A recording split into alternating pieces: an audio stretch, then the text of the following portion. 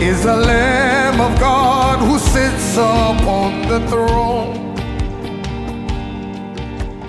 He alone is Najam Kurowi Kohona Ke Wagala Fini Topriba Puya Najam Kurowi Kengo wa Pobina Benkum Baja Prophet Christopher Yawano Hebene Damantane Fini Topri Haledi Hebene Fifra Nuane Yale Sukurowi Kengo do Ponom Bole Hene Yale Sukurowi Kengo de o Ninjem Kohona Gewa la ona de unjem Kohona ase de kasie katel sanwa kohona kohona wa kohona kagare Yale se Kengo de okonon de ko bole hene Obegel hetiawe obegel hinyuwe ase no wa kwa de ko fogelela a kohona again no note no fogla pepe la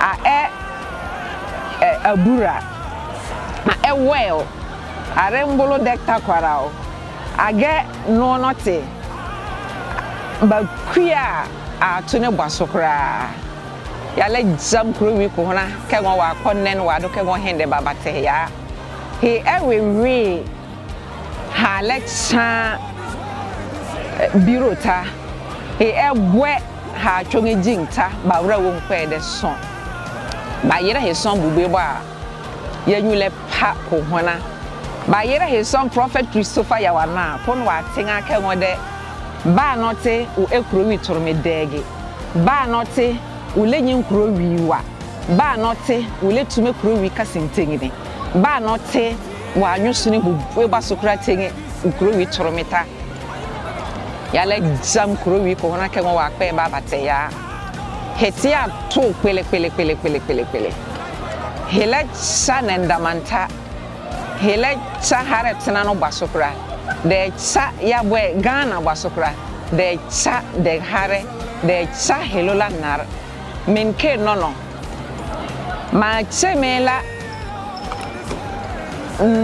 kumwe basokra le kasie Mwa charo Kohona daka andega bini Aula bel nkena kuga maura wene irla Prof Kurowi chiga hene ase debateme kena mu irika Nkwa jama Kohona dete Kago hi Kurowi tuma hale tumela Hena ase de tumo de kasie Nesu Kurowi kengo de ogel hisogni de bigiri De na hena nar Dena hina bore, dena hina teni.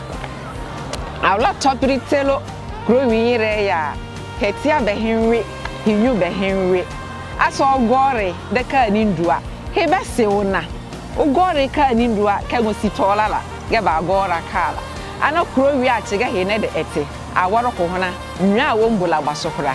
De ka kengo nendamanta bajeme ano Kurowi achiga hine ase de Kurowi chiga hine de tenera damanta kunukwa badi Kurowi chiga hine de tenen damanta borbacho Kurowi chiga hine ase de to nen jampem yal mansugano enen madi hitono Kurowi chiga hine ase de teya sidawa hinumanta ya jumo kengo de ya do sidawa bobel ano ha na de ela na de ase de kasie Yale swe Kurowi kengo do ko no bole hene Kohona ase ano basokra adawo hibambileta la hene jima ano adawo hibambileta ano hale nkengo he nesu Kurowi kengo de okwa jai Kohona fini topere yakokala ne lola topere we kala de ko de te